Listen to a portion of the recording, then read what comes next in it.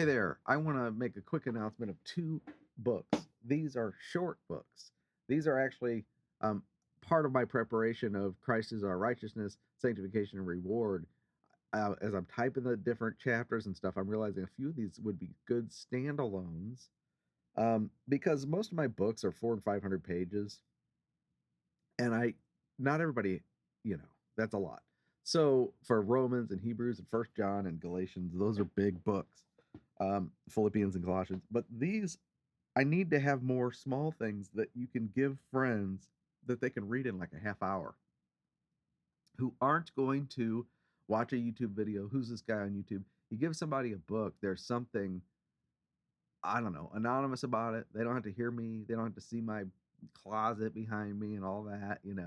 Uh, and they can just read it, not knowing who I am, and they can look at the scriptures themselves and digest it without any filter or bias.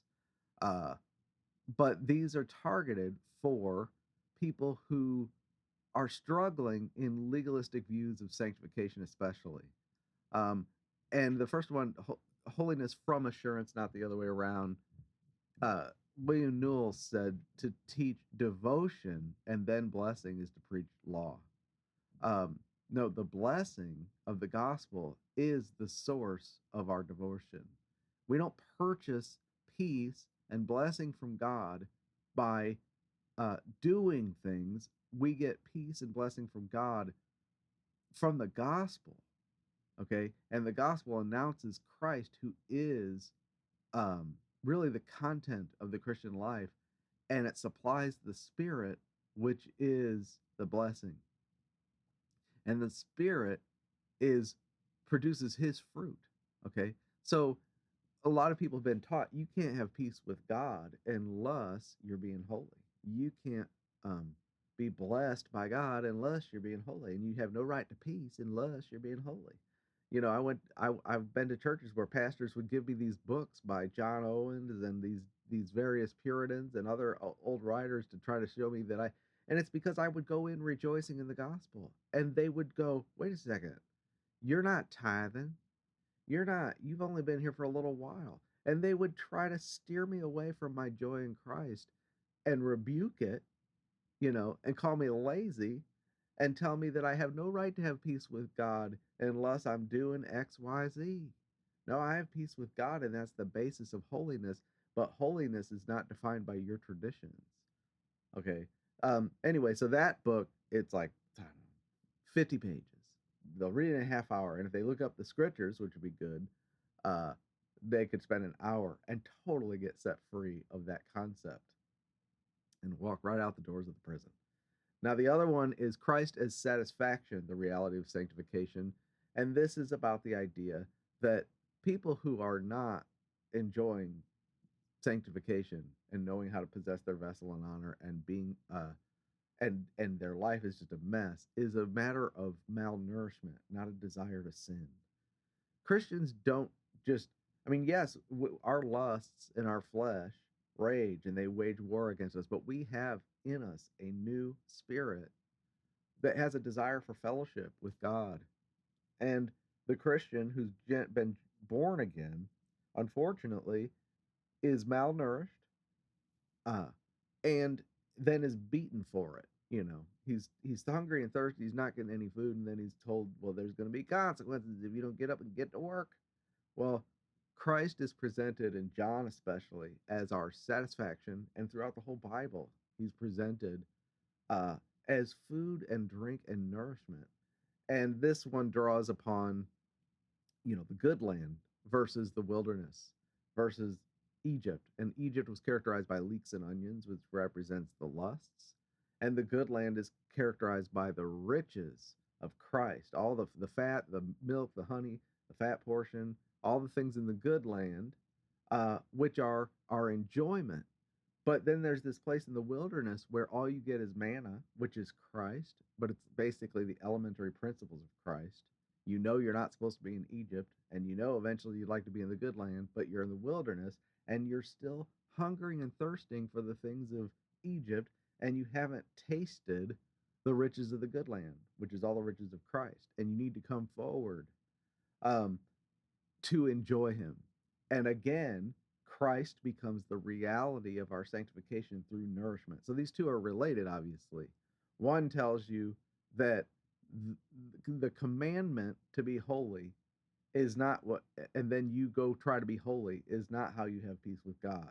No, you have peace with God through the gospel, and that produces holiness. But then Christ's satisfaction shows us that the gospel is not just the elementary principles, it's also the meat of the word, it's the entirety of the Christian life, and he presents himself as food and drink. And if you're not nourished with him and satisfied with him, then you are going to be hungry and thirsty for other things. And so the Christian life becomes torture, where you know you shouldn't long for Egypt, but all you've got is this manna because you haven't tasted the riches of the good land, which is there's a deeper knowledge of Christ. He's much more available to you, and he's not just in wilderness. There's Sinai, right? And so he's the pillar of cloud, inaccessible, and he's on the mountain with the law, inaccessible. You better not approach that mountain or you will die. And then all you got to eat is this tasteless manna, which is supernatural and is provided by God, and it's about Christ, but it's the same thing every day. Now, Christians who are in the elementary principles of the doctrine of Christ are in a continual loop of trying to figure out whether they're still saved or not. Well, now, wait a second. You believe the gospel and then you're saved, right? Right, got it. Okay, but what if I commit a sin? Well, you could believe the gospel and then you're saved. Oh, right, got it. But what if I didn't really believe? Well, did what if I believe with my heart, not with my faith? And so they spend their whole Christian life establishing the elementary principles of the doctrine of Christ and contending for them, which is the manna. It's just the same thing every day.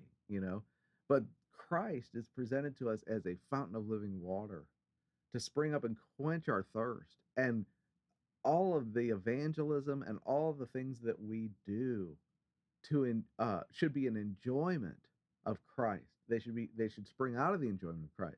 That woman left the well and went and told the whole village. Now, before she went to the well, she was ashamed because she's an adulteress. She's hiding. She's going in the middle of the day, in the heat of the day, to get water when nobody would have done it, so that she wouldn't have to encounter anybody, because she's had 5 husbands. They all know her. She's the slut from down the street. But her encounter with Jesus, where he gives her the taste of the living water, and now she's emboldened to go share him. She's got to share him with everybody.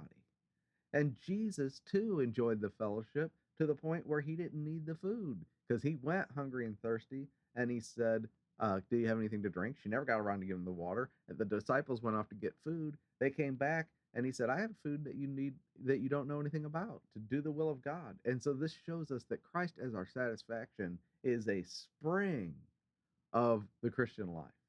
All the things we're looking for, all the virtues are in him. And we just need to be satisfied with the living water. We don't need to be threatened from Sinai with, bless if you do this, but punish curses if you don't. That's where the Christians live. No, we need to be brought into the good land where everything is just abundantly available in Christ, and we become a different kind of people. So, Christ is our sanctification. This one's about Christ is our satisfaction, relative sanctification. This is about, I don't know, 70 pages. Okay, get it done. These are cheap, pretty cheap. They're print, so you can get a few copies and give them to people that you know that are struggling in the institutional church system and need some freedom in Christ. They're also for you, obviously. The ebook is available. I'm setting a minimum price of $2. I've been giving ebooks out for free. I'm getting an awful lot of anonymous guest accounts downloading my books, and I have no idea who they are. And I'm afraid on some of these that they're going to use them in their weaponized attacks, to quote out of context and stuff like that. So what I've decided is to set just a small base price. These are $2 a piece on the store, so that there's a barrier where you have to give me your information. You have to buy it, but if you've got financial hardship and you can't, just email me. Okay, my email's on the website, and I'll just email it to you for free. As long as I have some contact with you, I don't care. But I also do spend an awful lot of time doing this. This is a job. This is every day. And if, it is what it is. Okay, so I just wanted to announce these 2 books. I hope you'll buy them for your friends. I think on The print books are like $10 a piece, which is a little more than I would like. I would really like to see these go out for about $5 or $6 a piece, but I have to print them myself and pay. I have to pay the printing costs. So uh, it is what it is. This is what it's. I'm not a volume seller since I sell a couple at a time. I print them on demand, and I've got all that set up. Uh, they come out. They look professional, and when you get it, it'll be 2 to 3 days after you order it. It'll be at your doorstep, maybe the next day, because I get to use. Well, it doesn't matter. All right, take care.